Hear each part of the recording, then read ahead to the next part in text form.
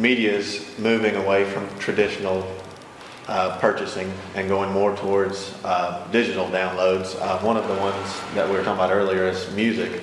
I personally have never bought music online or downloaded it digitally, but I think there are companies such as Pandora and Slacker Radio that just make it so much easier as far as not having to purchase or download it. It just makes it a lot easier. I think that makes a big difference. I agree with that. Like, I cannot remember the last time I bought a CD. Probably in the past 5 years I haven't bought a CD. Everything's through iTunes or normally just Pandora, like Spotify, stuff like that. And I think it's kind of the same with movies and TV, with Netflix. Like, I mean, I barely even turn on my TV. I just go find it on Hulu the next day or something like that. Yeah, when I go to my parents' house, they have every Disney movie ever created on their shelf displayed. But I don't ever see myself doing that ever. Yeah.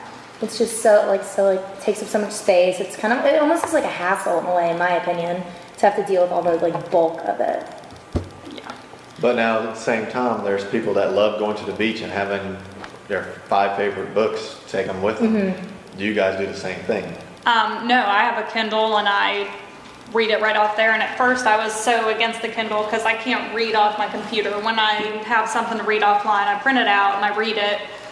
But the Kindle, it looks like a book. There's no, it's not the same lighting as the computer, so it makes things different, and I enjoy reading it like that. I'm the same way. And I thought I would really miss, the physical feel of a book, and a lot of people say, no, you need to have a physical book, but I prefer the Kindle. I'm glad I have it, and it's just so much easier.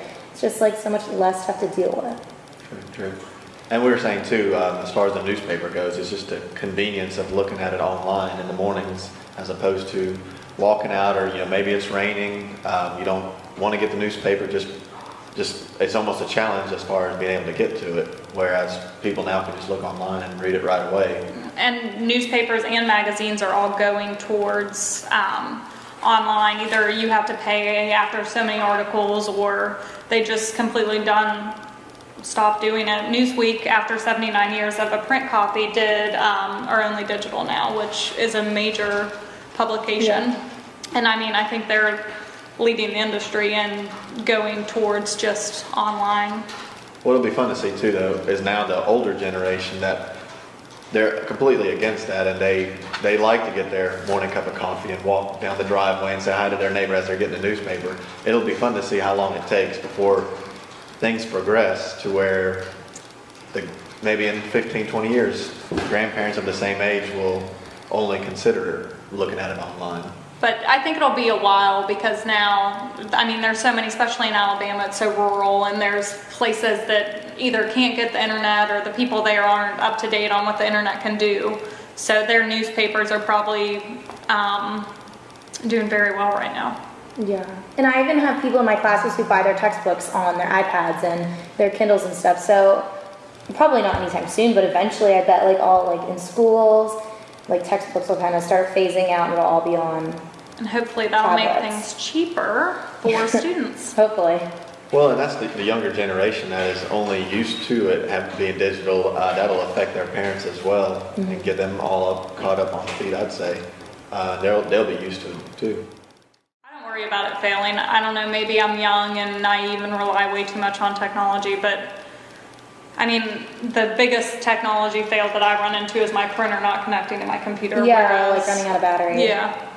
Or running out of battery, that's true. Or my internet connection at my apartment complex doesn't work the way I need it to be. But there's always a way with technology, I feel like.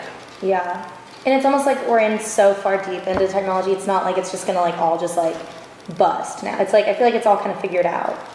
But of course, we're all of the same generation, and we're so used to the technology. I think that there's a lot of people, maybe late 30s, something like that just aren't used to the technology, that are more worried about it failing them. And I think that's what's hindering the quicker growth towards all digital.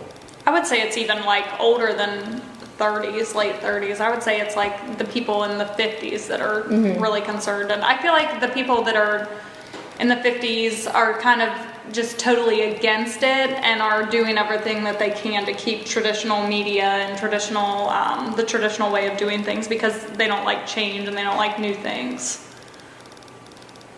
Yeah, but the challenge is that showing them that change is a good thing and it makes things easier. That's why eventually it'll be us that are that old.